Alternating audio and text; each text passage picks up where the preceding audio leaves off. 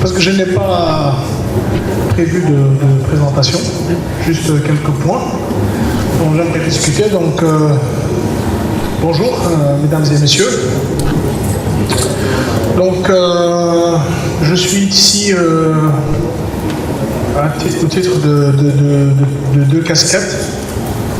Premièrement, en tant que vice-président du Conseil national du patronat du Sénégal, où j'ai le plaisir et l'honneur de présider la commission emploi, formation et valorisation des compétences, et aussi au titre de dirigeant d'une entreprise sous-régionale qui est à forte intensité de main-d'œuvre, parce que nous sommes actuellement en train de passer plutôt le cap de 3000 salariés au niveau de notre groupe sur 2015 et une augmentation en 2016-2017. Donc j'ai juste un certain nombre de points par rapport à ce sujet. De l'innovation dans le renforcement de l'employabilité des jeunes. Et c'est un sujet qui est extrêmement large. On pourrait passer une journée entière, plusieurs journées à parler de ça. Je regardais tout à l'heure, il y a un autre panel qui a eu lieu ce matin qui parlait de l'innovation dans l'accès de l'information sur le marché du travail. Mais tout ça contribue quelque part aussi à l'employabilité. Et les invités présents sur ce podium m'ont eu à en parler.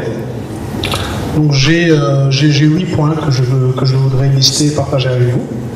Et on pourra éventuellement en discuter après. Le premier point, donc si on veut parler de l'innovation dans le renforcement de l'employabilité des jeunes, en 2015, il faut être IT literate. Savoir utiliser les outils modernes, informatiques, etc., etc. pour n'importe quel poste de travail. Que ce soit depuis le niveau ouvrier jusqu'au niveau de direction, au niveau de direction le plus élevé. Ce n'est plus possible. Vous êtes considéré, vous êtes analphabète ou illettré si vous ne savez pas utiliser un minimum dans les technologies de l'information, ordinateur, smartphone, etc., etc.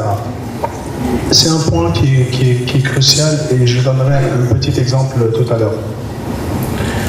Point 2, c'est l'adaptation des formations. Il faut une refonte complète et extrêmement profonde et à 360 degrés des formations aujourd'hui. Nous avons, je pense, quelques dizaines de milliers d'étudiants qui rentrent à l'université, mettons l'université de Dakar chaque année, et quelques milliers qui en sortent diplômés chaque année. L'amer constat, 90% des diplômés de l'université Cheikh Anta Diop, au lieu du savoir, se retrouvent chômeurs. Ils se retrouvent chômeurs, ou en tout cas à avoir des occupations et non des emplois, parce qu'il faut quand même faire la différence. Il faut se poser la question du pourquoi. C'est l'adaptation des formations. Si vous regardez aujourd'hui les grandes têtes de chapitre de ce qui est enseigné à l'université versus ce dont les entreprises ont besoin, l'écart, le gap est vraiment énorme. Je donne un exemple.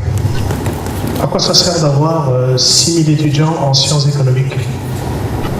Qui peut absorber ces 6 000 étudiants chaque année? S'il y a 6 000 étudiants qui rentrent à la fac de sciences éco, que faire avec 6 000 économistes par an pour un pays comme le Sénégal? Ça n'a pas de sens. C'est une perte de temps et d'argent et de désillusion même que nous donnons à nos jeunes. Pendant ce temps, il y a d'autres secteurs où nous avons, attention, ne me prenez pas, nous avons besoin d'économistes. Je dis juste la quantité. Est-ce que c'est 6 000 qu'il faut ou est-ce qu'il en faut 500 pour remplacer les enseignants, pour travailler au niveau de certaines organisations? Est-ce qu'on a besoin d'avoir 6000 étudiants en histoire-géographie? Est-ce que le besoin de l'économie sénégalaise peut absorber le 10e? Donc, on a eu un jour,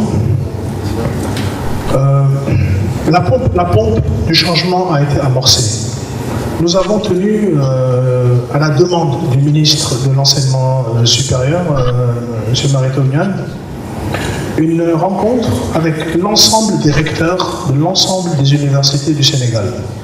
Je pense qu'ils étaient, en tout cas, ils avaient à peu près une vingtaine, et tout le staff senior du ministère de l'Enseignement supérieur, qui a eu à tenir une rencontre avec le comité, le bureau exécutif du Conseil national du patronat.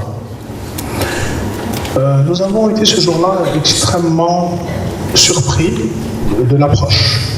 Le ministre est venu avec l'ensemble de ses recteurs en disant « Aujourd'hui, nous ne venons pas pour parler ou pour donner un cours, mais nous venons pour prendre un cours, nous voulons écouter, parce que ce que nous faisons, notre travail, vous êtes, in fine, l'utilisateur final. » Essentiellement, en tout cas, le secteur privé absorbe une bonne partie. Il y a une partie qui est absorbée par le secteur privé, public, excusez-moi, mais une bonne partie par le secteur privé.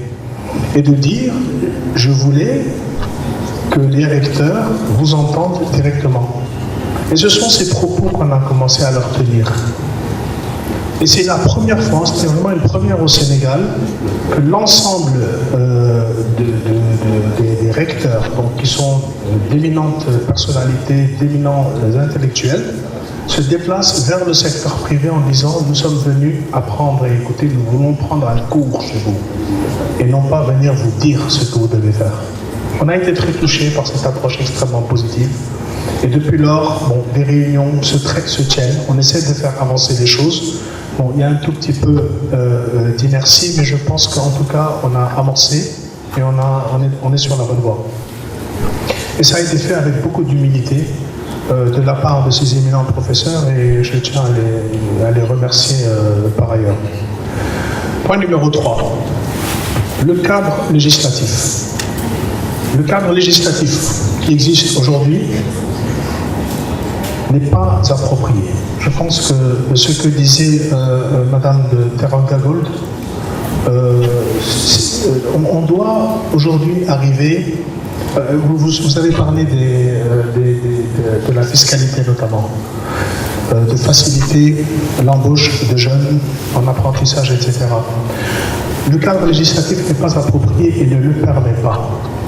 Nous devons décorréler le droit commun du travail afin de mettre en place des solutions innovantes pour la formation de base, la montée en compétences, le temps que qu'on atteigne entre le haut de la courbe d'apprentissage.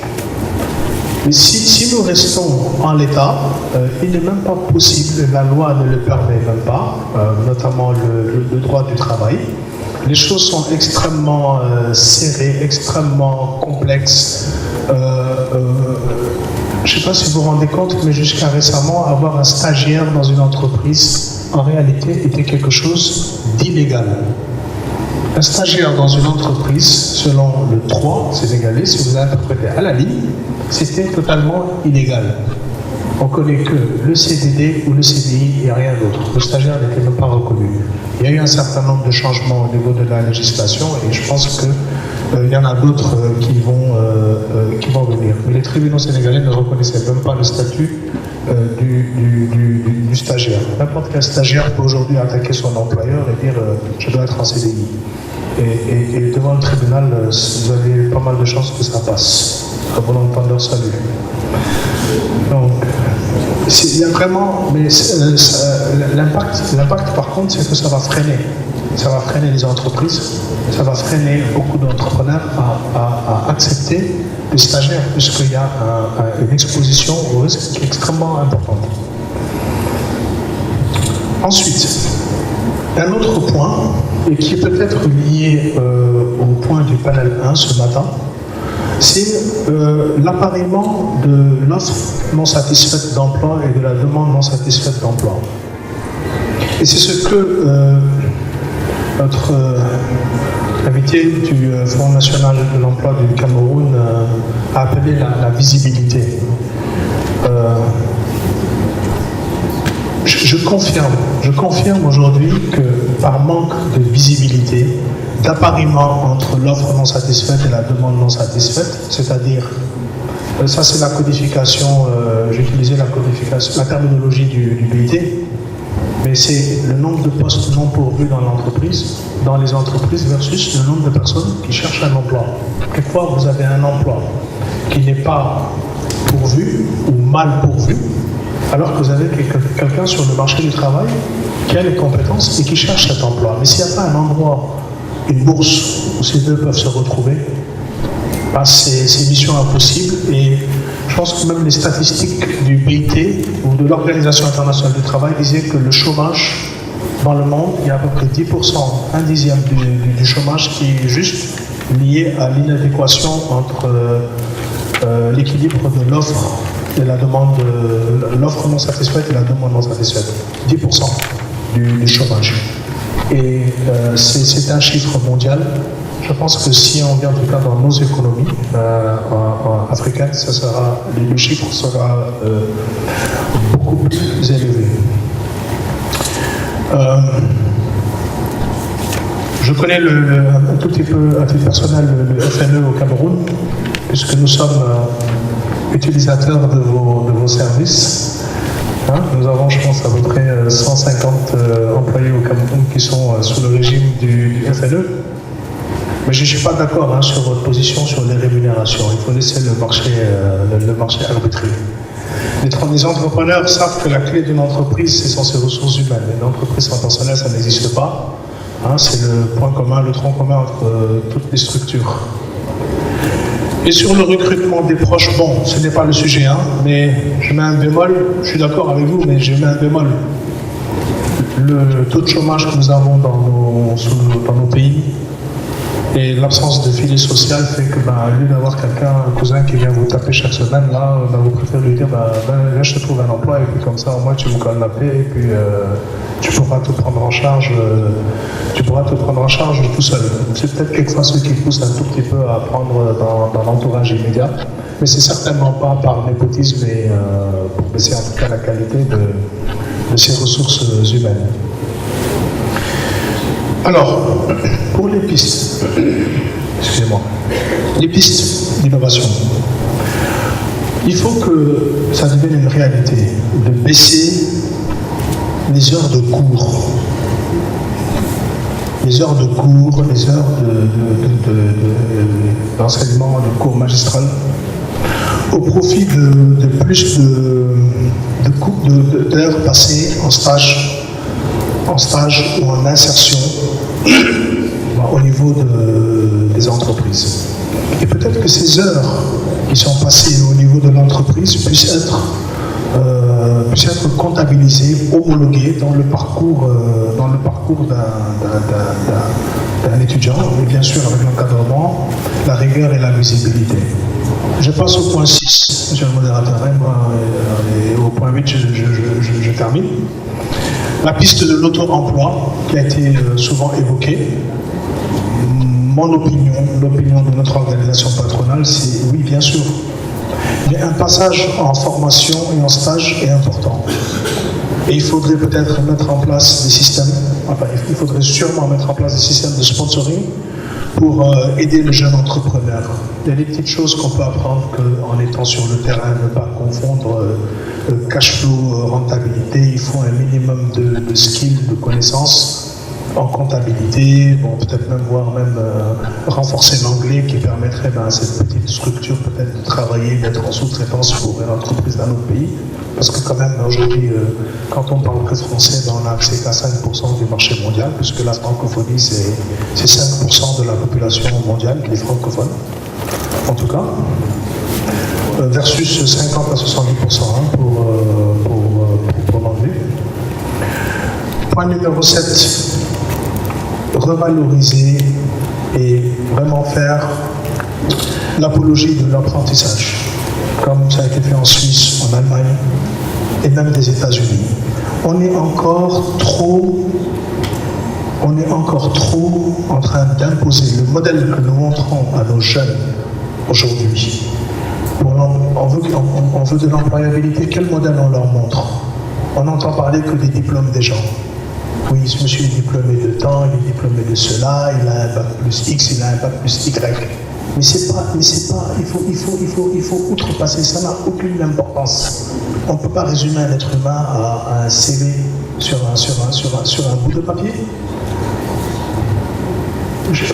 En Allemagne et en Suisse, ils ont pu vraiment faire passer cette idée-là. Et même aux États-Unis, tout le monde va entendre parler du diplôme de tel ministre ou de tel président, etc. Personne n'a entendu parler du diplôme de Bill Clinton, George Bush ou Bill Gates. Hein. La plupart du temps, peut-être qu'ils sont sortis d'une université lambda, on ne sait pas s'ils sont bac plus 8 ou bac plus 3, c'est pas important.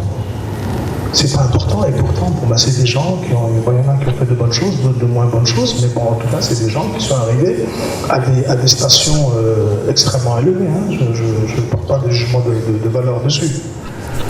Donc, c'est une personnalité à forger, un état d'esprit à avoir, la recherche de l'excellence, la passion, l'endurance, la persévérance.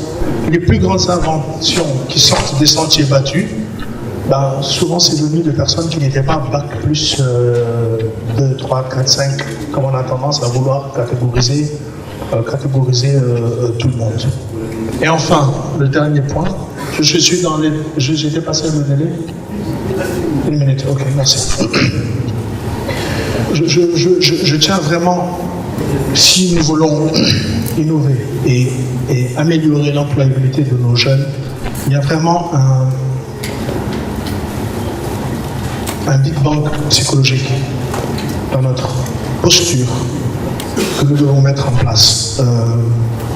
Arrêtons de nous enfermer dans des camisoles de force.